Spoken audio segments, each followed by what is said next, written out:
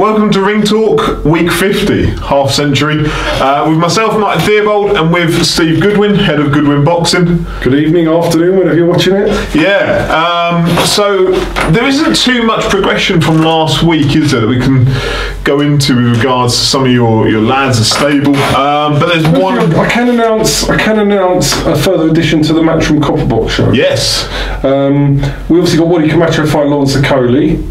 And I announced last week that Tom Ansell, he's fighting on the show. And I can now announce that Syrett, trained by John Cole, also features on the Matchroom show at the Copper Box. So it's in the home corner, by the way, so that we've got two of our Goodwin fighters now in the home corner on the Matchroom bill. Great opportunity for him, fight at the Copper Box. Big stage. This is what we try and do. He was delighted when I rang him today, Lewis, and it actually is quite funny because I actually rang him to say this, I've got you this opportunity, and then I'm looking on Twitter in the afternoon and he'd done an interview yesterday with somebody saying how great I was as a manager. So now he probably thinks I'd read that and gave him the opportunity, but it's totally coincidental. There you go, Lewis, if you're watching. But there you go, it was nice for you to do that, but that didn't have the influence. But yeah, I think he's 30 years of age. It's great for him to have the opportunity. He's been an absolute pleasure to deal with, and it's great to give him the opportunity of that show. And that's also on top of Bradley Smith being over in Peterborough. On the second. So we've got in March we have 3 fighters on Matchroom shows, and there's other opportunities, other things we can announce, but we can't do till next week. Yeah. So a couple of bits that you can talk about. There's purse bid today for Deion Jumah and Chris Billum-Smith, which has gone in. We've put a purse bid in as per usual. So hopefully Chris has recovered and he's recovered from an injury. I hope it's not another injury that prolongs and things happen. But yeah, we hope he's postponed the purse bid for a month. So we hope that he's going to fulfil the fight rather than find an excuse not to. But time will tell. That's for the English cruiserweight. The English cruiserweight title. Yeah. And the other one that you've announced this week that probably needs clarifying for people out there, which you've released a statement for, which is Linus Udofia, no longer fighting for the Southern Area title, but is fighting the final English title eliminator. No, just an eliminator. Oh, okay. Just eliminator. But I will cover. I will cover that now. So what happened was, as everybody knows, I was informed quite a while ago, but my source can stay anonymous because that Deion Jumah was never going to do this fight. You know that, and I've said it on camera. No matter what everybody said, I said, my source told me reliably, it's bullshit. You hoped it wouldn't, but you were told reliably, this fight's never happening. Yeah. So obviously I went to America 3 weeks, Canada, America 3 weeks ago, and the day before I left, my contact rang me and said, Steve, I need to tell you, you're being totally bullshitted here, he's not fighting. So I then I messaged Leeds and messaged him, and about 5 days later, when I was in Canada, we got a message saying that he's got this injury's reoccurred. It's a really bad injury, he can't even clench his fist, and he's withdrawing from the fight. Obviously, at this stage, we would have moved to get him stripped, but they relinquished the title. But it would have obviously. I'm being honest, he wasn't doing anything wonderful by relinquishing because I believe he'd have been stripped anyway.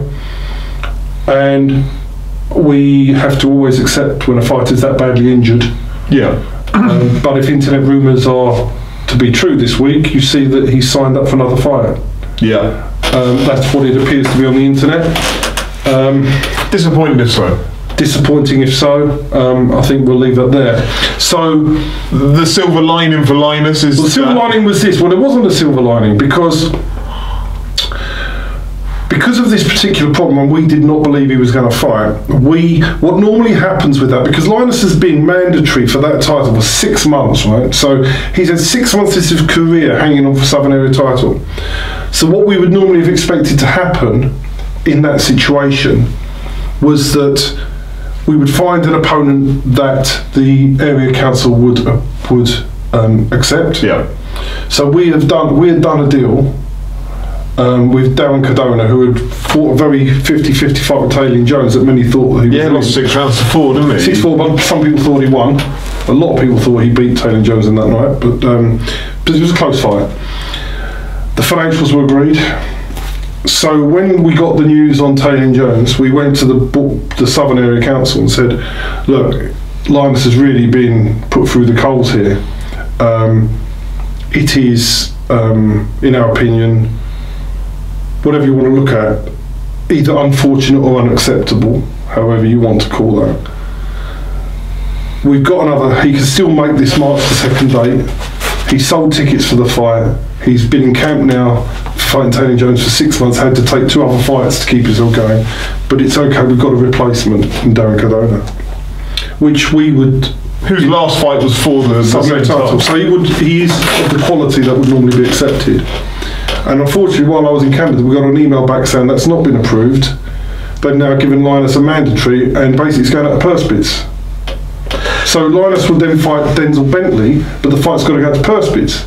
So that delays the process of arranging fights. So it means you've got lots of shows on in March, none of which would be able to host it because you would need to go through the purse bid process. And we may or may not win the bid. That's the first thing is, which is fine.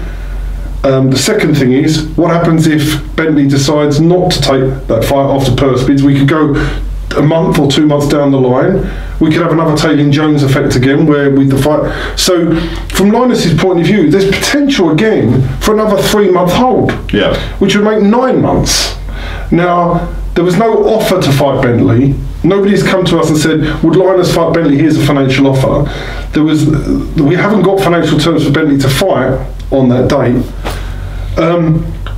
And bearing in mind that the Linus fight against Deion Jones was the final eliminator for the English, and the English is really our game, we went to the main board and said, can we have the Darren Cardona Linus as an eliminator for the English? They approved it. So we then have 2 choices. Do we go for Linus going towards the English, or do we go for the nonsense again of being held up with another purse bid for a fight that may or may not happen, where he could be stalled out? What happens if he fights Bentley and the fight's scheduled for May or June and Bentley gets injured? What are we going to do? Just sit there and carry on with 6 rounders? So we couldn't do that. So we were very disappointed with the decision, very disappointed. But like anything else, the board do everything, or the different sections of the board, this was Southern Area, they do everything to what they believe to be the right thing. We cannot always agree. I don't agree with that decision. I think Linus should have been allowed to have had the thing. And we also did offer to waive grace. We said, we'll fight Cardona in the March, and then we'll waive the voluntary and we'll fight Bentley after. So I thought we offered that as a compromise, and it was still rejected. Right. And we had to fight Bentley next and go to purse bids. So that was why we ended up in the position where we don't care if we fight Bentley, we don't care if we fight Darren Cardona, but that fight's made, and now we can progress on with his career. The other one's a hold-up. Since then, what's interesting is, since that all happened, Denzel Bentley has signed a promotional deal with Frank Warren. Yeah. So how would you even know if that's the route they want to go with him? And that's even since. So you can see that they might want to move him to a different title. They might want to do a Southern Area. I don't know.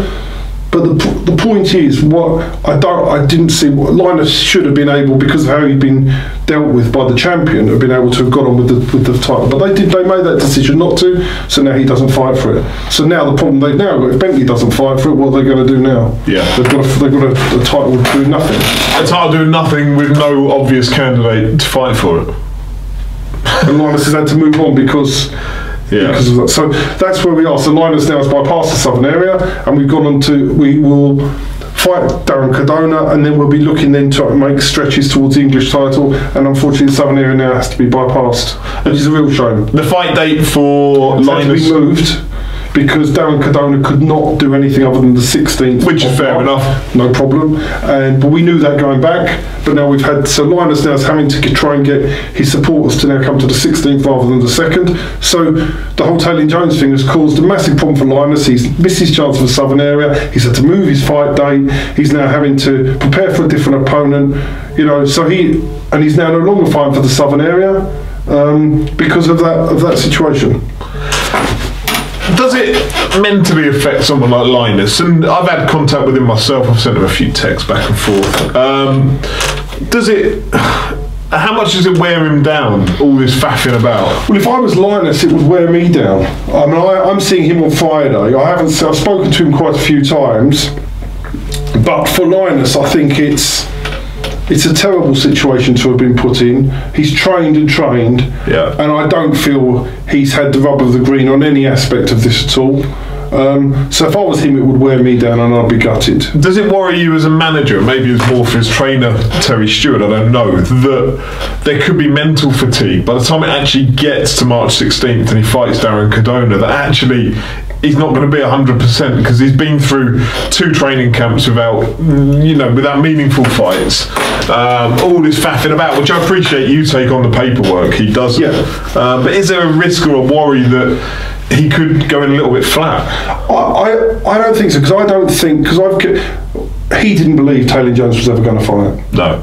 He never ever believed from day one that Taylor Jones was ever going to fight. So we just felt we were going through a process. I never believed he was going to fight, despite everybody saying he was, and it was proved to be everything that I was told was true. So to a certain extent, I think he's level-headed, and he's one of those boxers that won't be affected. And he knows we've got a plan. He trusts his trainer Terry Stewart. He trusts me, and we're just working for his best interests, and that's what it's about. But no boxer should have to go through this sort of situation. Unfortunately, it's all too common in boxing. We would not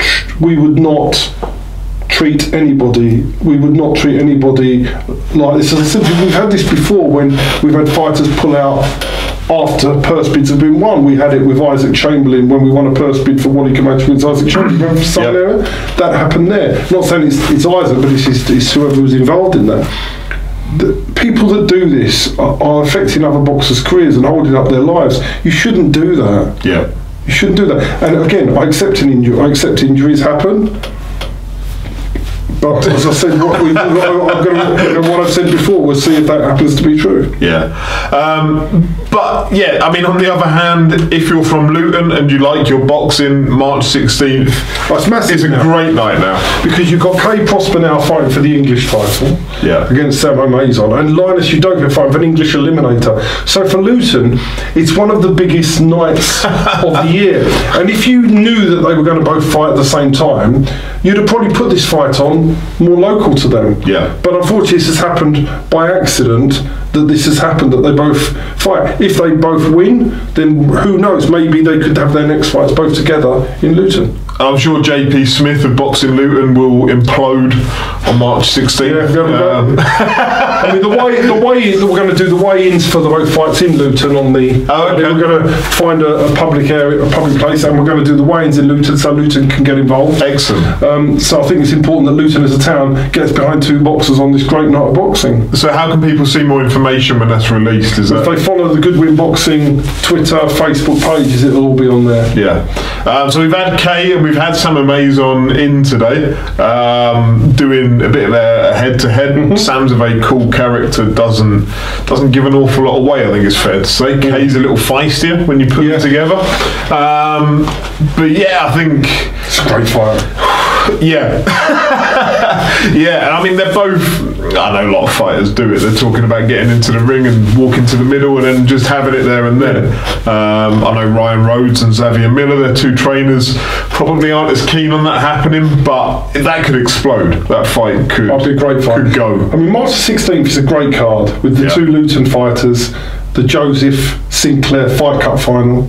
It's a brilliant night of boxing. Duane's getting a bit chirpy on social media, isn't he? I haven't seen it. He has been over a period of time. Oh, is he? Yeah, he's, I like Duane.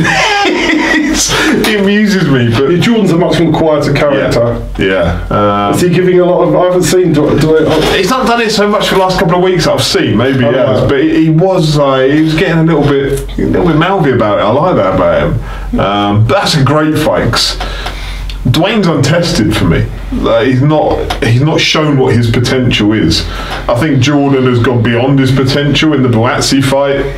And maybe the Hobbs fight kind of displayed what his potential is or could be. I think he's better than that. I think for me, and I'll tell this to Jordan when I speak to him, the Buatsi fight I never wanted him to take. Yeah. Except that. The Hobbs fight, I just think it was too, in hindsight, he just was a little bit too early in the career. And Ultimate Boxer, he's not a 3-round fighter. No. So I accept all those for him. But if he loses to Duane, he has to have a look at himself. And Duane is not because Duane isn't, not because Duane is not a decent level fighter, because Duane is. But if Jordan loses, he's got to say, well, hold on a minute, that's another big opportunity I've had and another loss. And for Duane at his age, Duane wants to beat Jordan and then go on maybe for an English title shot straight after. So I think the winner of this can easily go on and have a crack at something big. Something big, yeah. Yeah. So then you've got the March 2nd, March 9th, March 16th, March 23rd. And then I'm in Madrid on March 22nd. For Sam Smith. So it's a very busy month. So Mrs. Goodwin isn't going to see you much. On the 2nd, we've got Bradley Smith and on the 23rd, we've got the show at York Hall, and I've got 3 fighters on at the Copper Box on the same night. Which one do you go to? I'm going to the Copper Box. I've got to be with Wadi Camacho, where there's a meaningful fight. Yeah. So if it wasn't Wadi boxing, then I would have stayed at York Hall. But I will go to the Copper Box. And how is Wadi? Great. He's in great form, great spirit. He seems to be in good spirits. That's important. I'll tell you something. Whatever anybody believes about that fight out there, whatever anybody believes, or whatever everybody, I mean, Wadi, Lawrence Cody is 1 to 10 on favourite. I can honestly assure you that both Wadi and his trainer really, really believe they're going to win. They really believe they've got the plan to beat Okolie, especially if his jab and grab starts. They really, really believe. Whether they're right or wrong, they are going into the fight with the utmost belief. Good. Now, whether that's good enough to win or not, everybody will find out on the 23rd, but they are going in with immense belief. Good. And that's all you can ask. Yeah, hell of a fight.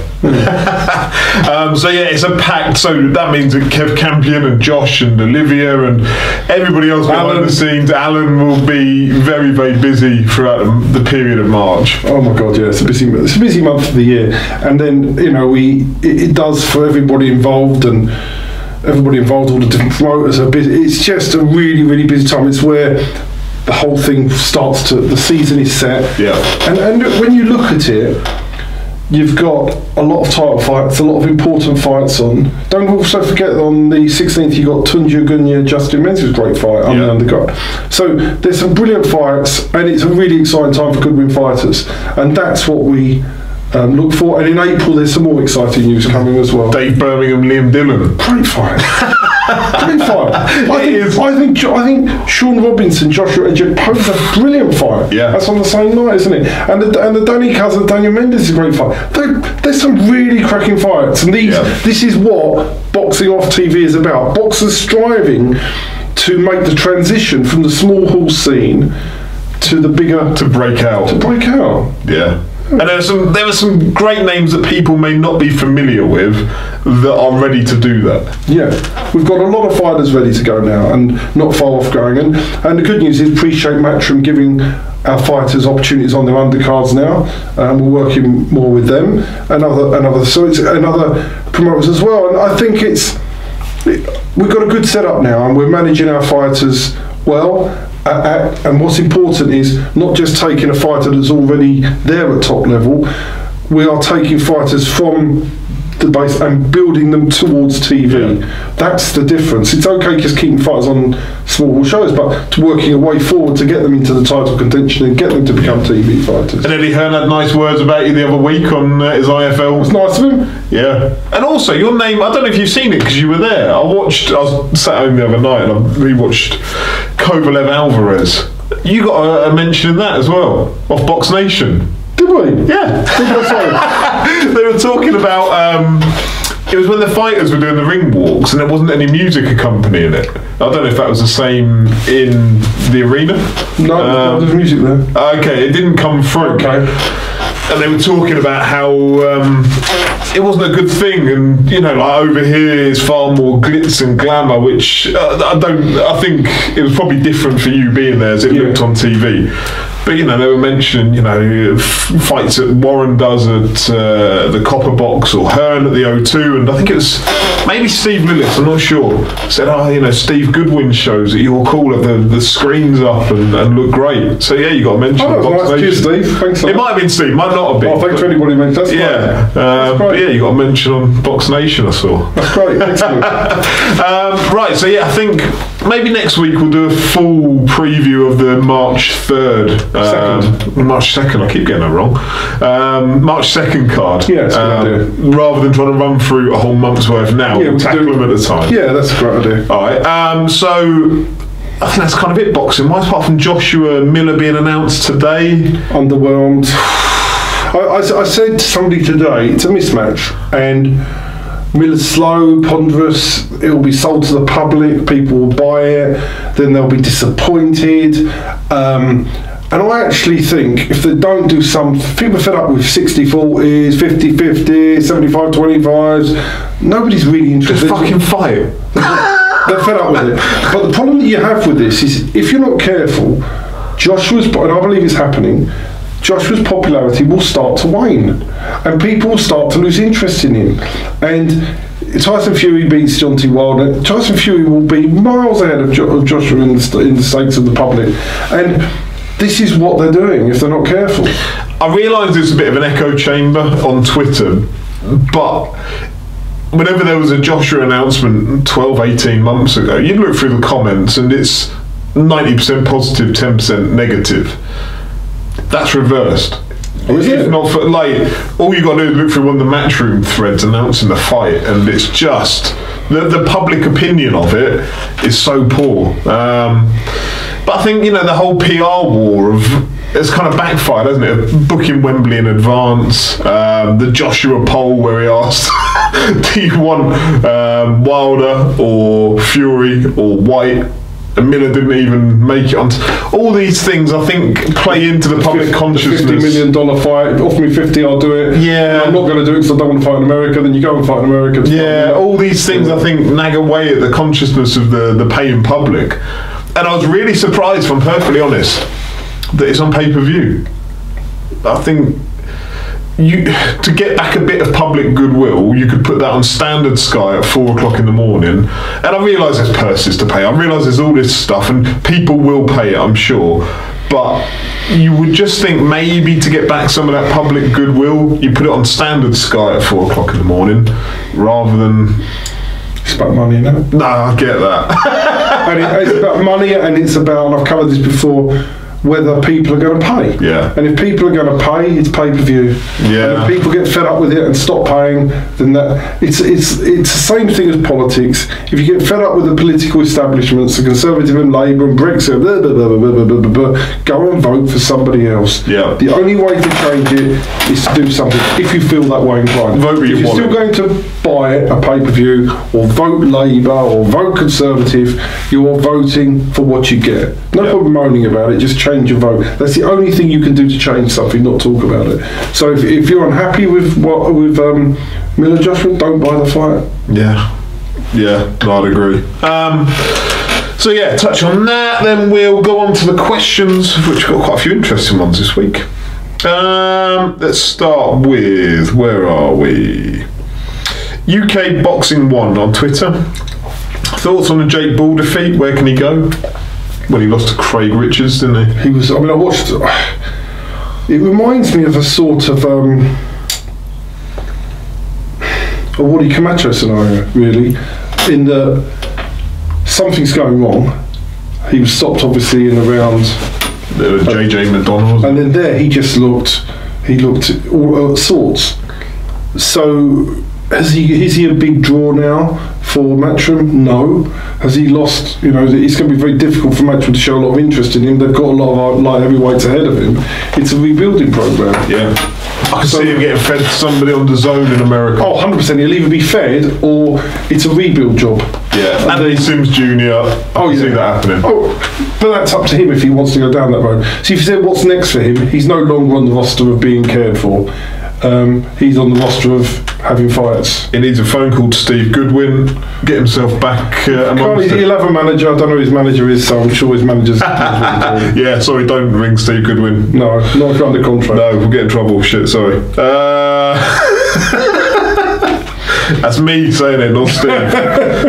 Paul Altai, can you envisage it feeling any different emotion-wise if it is a female boxer who wins your first world title? No. It's about the human being, not the sex of that human being. And, I mean, Nicola Adams hopefully will be that first person to win a world title. So, no, I mean, I'll get on well with Nicola. She's a really nice person, nice human being. And I hope she wins. And I've also got Sam Smith fighting for European title. Yeah. So if you take us a European title, I've got a very close relationship with Sam. And I can't think of anything that would... You know, I want Wadi to win a Commonwealth, but British. Sam Smith... Sorry, British. But if Sam Smith wins a European title in Madrid, that will give me as much pleasure as anything. Yeah. So... for me, the sex is so irrelevant. It's just about the achievement of that individual person. Makes sense. UK Boxing 1 again on Twitter. Are the majority of small hall boxing shows becoming loss leaders? And I realise it's a difficult one. I'm going to caveat this in advance by the fact that you don't know the P&L sheets of any other promoter. Yeah. But I'm looking at MTK shows where they've got loads of fighters on, streaming on YouTube, big stage and frame lighting. How on earth are these financially successful? Ask MTK, I think, would be...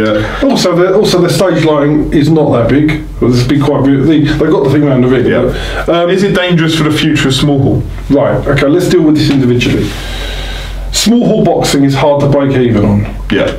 It's quite apparent that MTK, in my opinion, would be losing a lot of money. It appears. You would therefore, they may be getting sponsorship in, or whatever it is, but the question, as you rightly say, should be to them, and it depends on how much money they're prepared to lose and how they can afford to do that. Tommy Dove operated a project where he lost so much money he had to give up. Yeah. So promoters do lose lots of money. We try to strike a balance. How we run it with the promoters is striking a fair financial footing and make it work as an operating thing so it can carry on and on and on for everybody. But if you throw money at something to lose money, you've either got so much money it doesn't matter, or one day it's going to come and you're going to lose money. And I think that's just something in life. But if you've got so much money that it doesn't matter, the losing of money doesn't matter. If we were losing, I know Tommy Dove lost £20,000 or so a show on some of them, but most people couldn't survive losing that. Yeah, I mean it's interesting as well without the Box Nation shows because they seem to have dried up. That arrangement's finished. Is it? Okay. Why don't these things get announced publicly? Anyway, I think I've been told it's. You've been told it's finished, yeah. Which wouldn't surprise you. They're doing 20 YouTube shows per year or whatever. Yeah, I've been told that the Box Nation thing hasn't happened anymore. But yeah, I can't remember what's going with that. But you say surprised that didn't get announced. I don't know. It's probably relevant. But anyway, small hall is difficult. Loss leaders from the promoters that we advise. It's about trying. People do it for the fact they love boxing and try not to lose money. But some promoters out there lose so much money it doesn't make sense. Hey, I was going to say, presumably their long-term aim is that they can back these figures up from YouTube or wherever the platform is to then take that to a TV platform and say these are the fighters we've got on our stable, these are the numbers that we get off YouTube now. It's similar to Al Heyman in a way in America. That he bought all the TV time to then sell the shows later on. You've got to have, but that's not something that I could do financially, or any normal human being could do financially. Yeah. You'd have to have a shed load of money coming from other sources, the non-boxing, to be able to achieve that goal of a business. You might be a film mogul or a big multi-billionaire oil person in Russia, then you could do that. But the average person, no matter how successful they are in business, I don't think is able to sustain those losses until that happens. Yeah. CM Management on Twitter, seeing many Frank Warren signed boxes on small hall shows in North East and also now Wales and the South. Would you put them on your shows? No, too busy with our own fighters. Yeah. So I think you've gone into before, you only work with certain managers that are out there. We've got enough people wanting to fight on shows, and we like to work with the people we like to work with. Cool. Question from Dumps on Twitter, which I think we've covered already, so apologies, but I'm going to read it out anyway.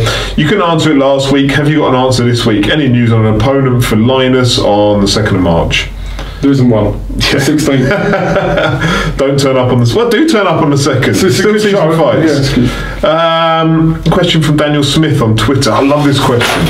I'm discussing this on a podcast I do on Sunday.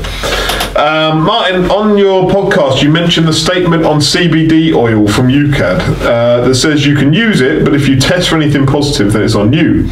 Basically, use it at your own risk. So as a manager, would Steve advise any of his boxers to avoid it as it is not worth the risk? Correct. Don't use anything that you could remotely get caught with, because at the end of the day, just use things that are licensed. I mean, my view on this thing is you've got a lot of grey areas in these the drug testing regimes, and I think you've just got to keep away from it. It's not worth a 4-year ban. Yeah, so I think the thing with CBD oil is that it's marijuana without a certain element of the plant within it, and I think UCAD have basically come out and said yes, CBD oil as a product is okay for boxing or any athlete to take. However, there's the risk that it could cross-contaminate within a factory, and if you get caught with a batch, if you've taken a batch that is cross-contaminated, the risk is yours. And at the moment, it's too big a risk. Which is interesting, because you have the likes of Charlie Edwards, a world title holder, saying that he was taking it on the day of his world title fight, and Anthony Fowler, GB boxer, professional, talking about how he uses it and sells it quite publicly. Which I can get, there may be benefits to the mind, to the person, the individual. But you're being warned that if it does, you've got a 4-year ban. Yeah. So is it worth it? Yeah. Surely it's not going to make that big a difference to your boxing life to risk a product that the UKAD are saying to you, if there's a problem with this, you're not going to be able to plead innocence. We're going to ban you for 4 years. Yeah. So to me, do something else. Yeah. Another one from Daniel. I like this question as well. Sort Daniel some tickets to a fight. Tell him, Daniel, you can have 2 ring sides and come and sit with us in the front row whenever you want. There you go, Daniel. Message me at some point. You're a very, very good supporter of us, so. Yeah, he's a really good mind. We'll sort it out for you.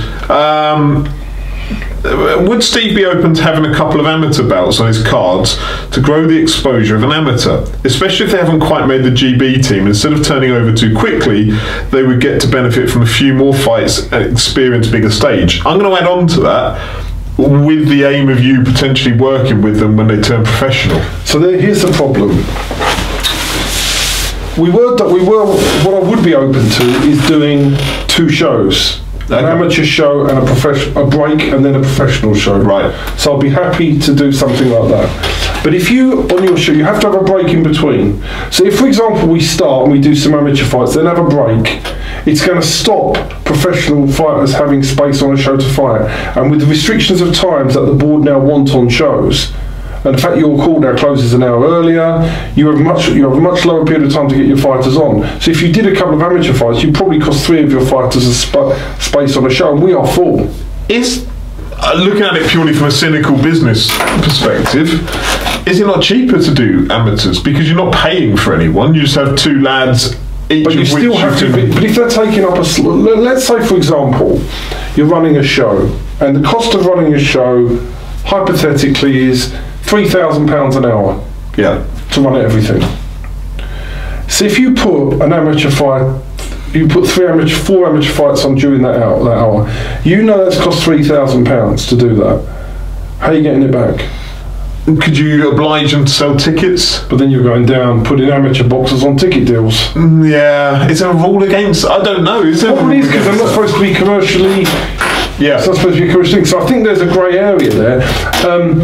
But I'm actually open to the idea of doing an amateur show in an afternoon followed by a professional show at night, when you've already got the venue paid for, where the ring's already there, where the costs are all paid for, and they can just go on as long as it doesn't encroach on the professional. So something like your back end of Matchroom, where there aren't that many fights on the card, something like that, where it's all absolutely no problem. So that'd be quite an interesting one, wouldn't it? Because if you accept that GB amateurs are going to go to Matchroom or Warren and just kind of write those off, the next tier down, as a manager building relationships with lads that are coming through the system. Well, there's an interesting thing we're working on, which I'll speak to you when we go off air. Nobody texts me and asks me about it. Locally here, okay, which we're in discussions with, and that could work there. Okay, I'm interested. June time. Right. So yeah, Daniel messaged me because I like that question. Thomas Lyons, how was your trip to America? After visiting the AT&T Stadium, have you pictured doing a show over in the States? And what level of atmosphere would you expect it to create compared to a packed out York Hall? Well, I can't do a show in the States. I can't go to America and put these boxes on ticket deals. So I'd love to do a show, but you'd have to be a TV promoter to go over there and do it. The atmosphere, the events over there are nowhere near. It's nowhere. The production is better than I said last year than anything in the UK, despite how it comes over on Box Nation. But it's so much smaller. It's all crammed in. It's made to look at the amount of people watching it. It's not very high. Yeah. So for me, I think that I don't think America is a great place for boxing, and it just doesn't seem to attract the people to go and watch. I think the problem is it's too big a country, too vast an area. Like, how do you sell to them when you're also trying to sell over here? Like, how do you get those pockets, little hubs? And also you've got basketball, ice hockey, American football, college football, college basketball. They just smashed it. And in America, boxing is not that big. I think, again, because those are competitive sports where you have leagues, you have local leagues that then feed into the larger national tournaments, you have that constant interest on a weekly basis. To just turn up with a boxing product once every 3 months or something. When I was in Dallas, we went for a meal on the Saturday before we went to the Richard Comrie fight, and we went for a meal. Well, actually, a day before, when I went to meet Mickey, but we had something to eat first, right near where the venue is. And the guy that served us, we were chatting, and he's a boxer. He's been in London boxing training. So he's a boxing fanatic. Oh, right. Big fan of British boxing. Had trained in the Shoot Fighters gym, and he's serving me. He said, "What are you doing here then?"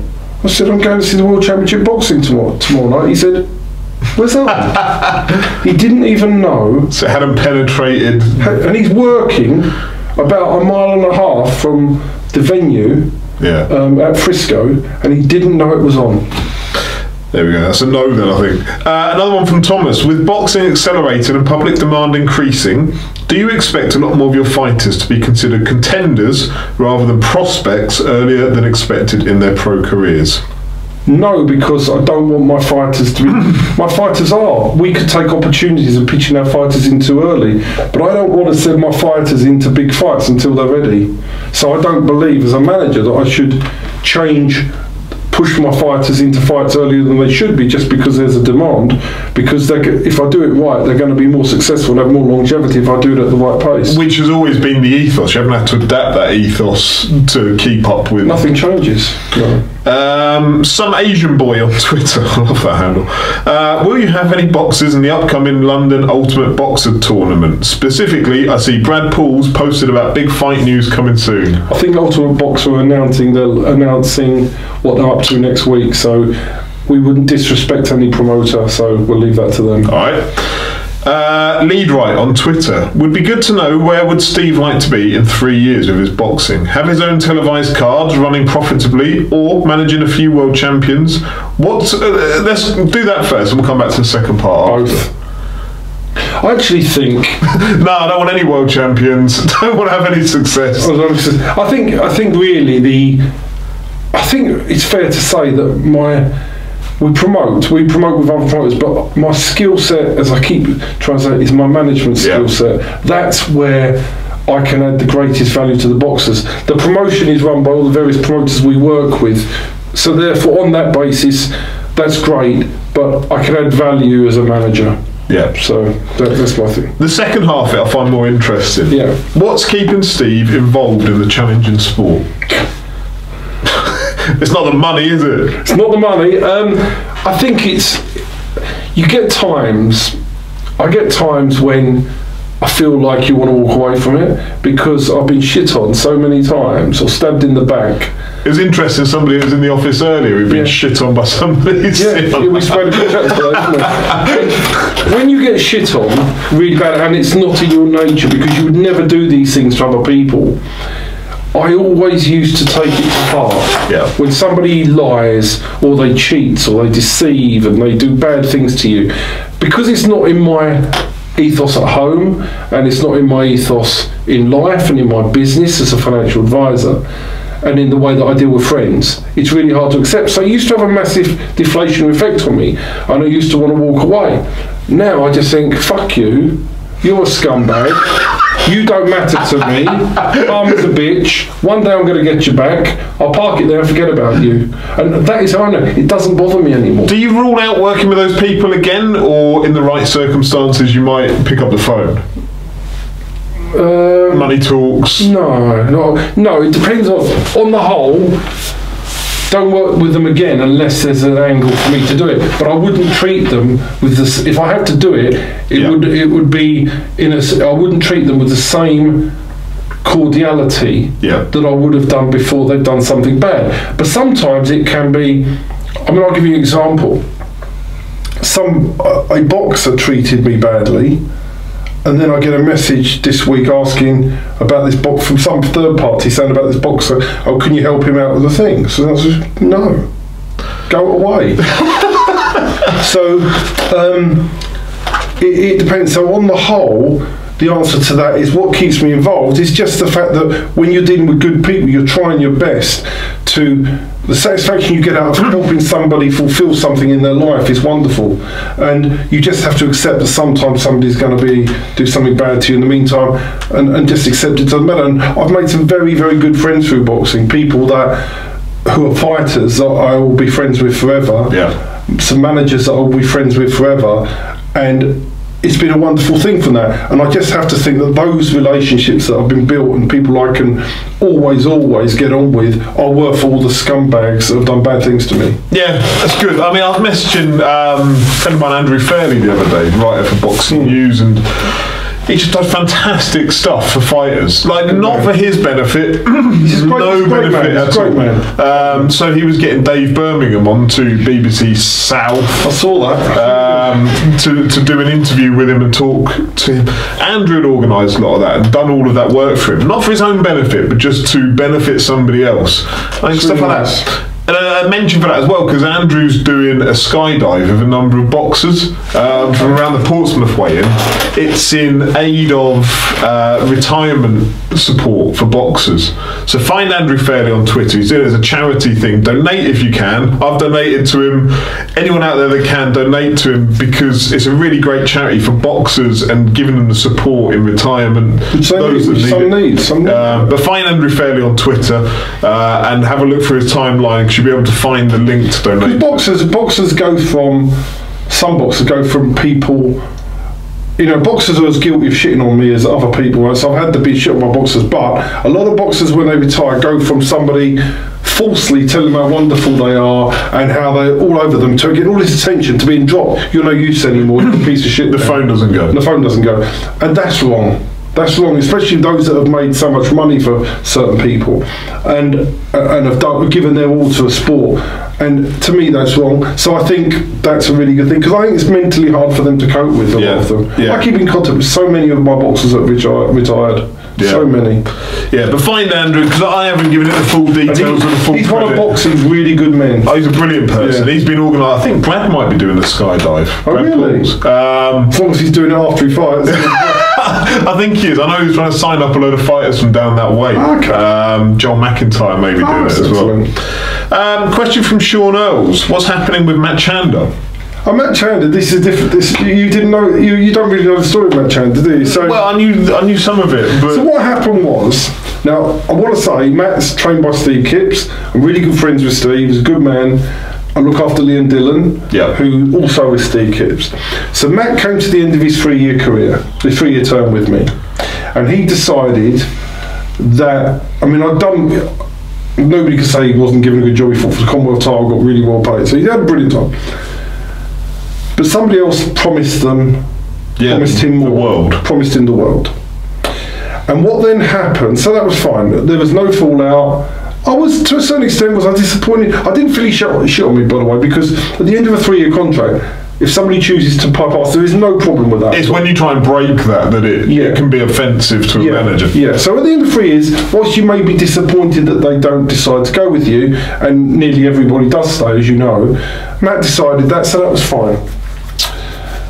And you got him into a position where he was mandatory for Charlie Edwards' British title, wasn't he? So, I mean, what more can I do? I've done a brilliant job.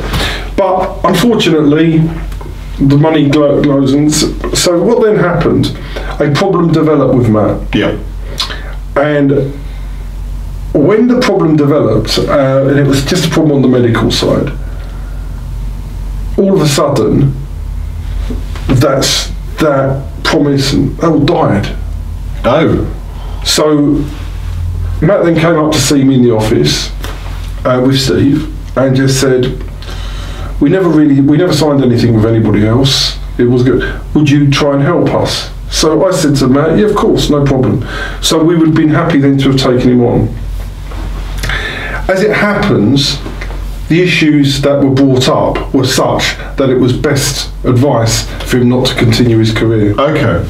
So in effect, you could say that at the point when he did retire, or he has stopped boxing, I was still working with him. Yeah. So that's why he's not boxing anymore. But I think, again, with Matt, he probably, if he stays in boxing, I hope he does, he's a lovely, lovely person, that he probably learned, and it's probably a lesson that things are not always what they're promised. And boxers do learn that, but I have no problem with that, because boxers feel that they can do better, that's fine. Not, it's just how it is. Yeah, and I hope Matt does stay in the sport, because Matt is the nicest. Dillon, he's one of the nicest people you can meet. The smiliest bloke I think I've ever met. I really like it. When you walk into York Hall before the shows start, you can always find Matt somewhere. Yeah. He's normally stood amongst the chairs somewhere, sometimes on his own, kind of just looking at what's going on. But it's always the beaming smile that you see from a distance that you think, that's Matt. at the time, going back on the question that was asked before, at the time when he left, or he didn't mean you, I was really upset. Yeah. And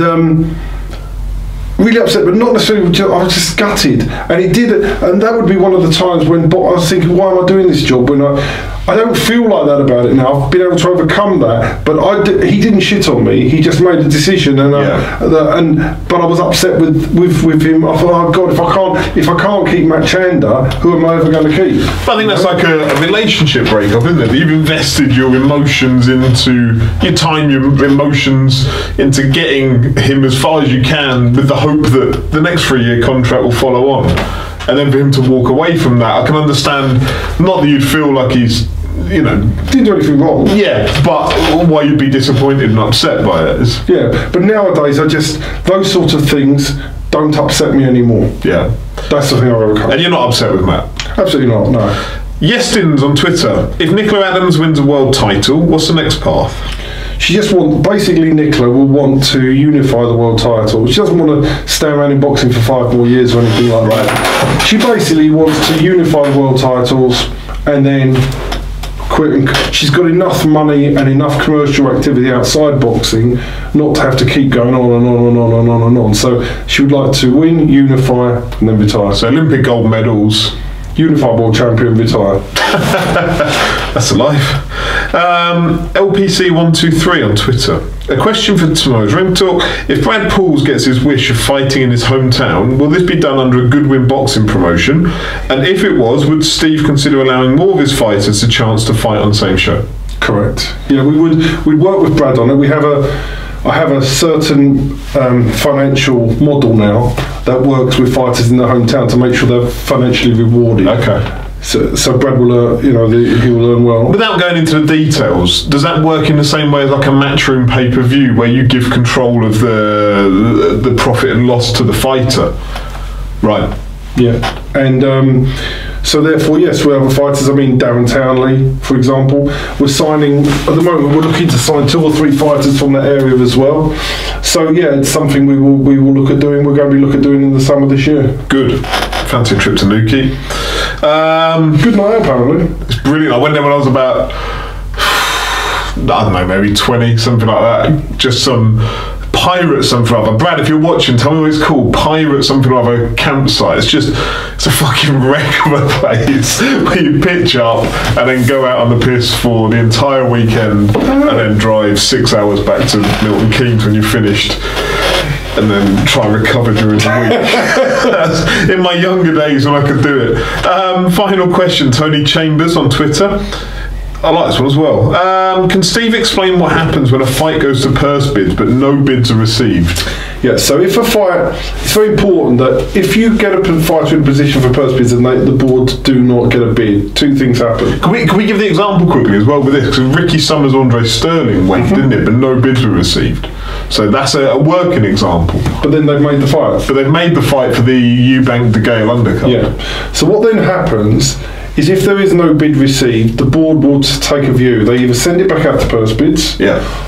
More often than not, that's the end of that fighter's opportunity for that title if you're challenging, right. Because you've missed the opportunity to bid. If you can't get somebody to bid, this is why we always bid. You keep your fighter in it because a lot of promoters won't bid. So even if you just bid low, just make sure you've got a bid in. Yeah. As you know, we've had this discussion before about certain promoters that don't have a bid. Yes. So therefore there is a risk if you don't do that. If however there is no bid, but you then go to the board and say there's been no bid, but we're just about in negotiation ITV to make this fight with them, but they couldn't bid at the time, the board will obviously give you some time to sort that. So I assume that's what's happened there. But in the absence of no bid, no communication with the board will move on, and if it's a final eliminator for an English title, they will move on with other contenders. Okay. Have you ever had phone calls from, say you've got 2 lads that don't have promoters that put on shows or managers that put on shows? Have you ever had phone calls of people trying to sell you fights? Correct. Does that happen? It's happened before, not for a few years, but it has happened before. But could that have happened in the... I'm not saying it did happen. Could that have happened? Yeah, and they could have gone to ITV who weren't able to do a deal by the time, and they asked the board, said to the board, I don't know if this happened, but I would imagine what's happened. They've gone to the board and said, look, we're in negotiations with ITV, there won't be a bid, but can just hold the fight for the time being. Would that happen in advance? So if the purse bid's next week, could you get a phone call today from somebody saying, look, we want to do a 10 grand purse bid, we'll give you 5 grand to put it on your show? Could happen. Right. So it's not unheard of that it... Not unheard of. It's not something I've ever done. Yeah. Because once you purse bid, you're legally responsible. So that person... They have to go under your name, not theirs. Yeah, so once they don't give you the money. Yeah. You'd want the money up front, wouldn't you? Unless it's somebody you trust implicitly. Yeah. And there's not many of them in boxing.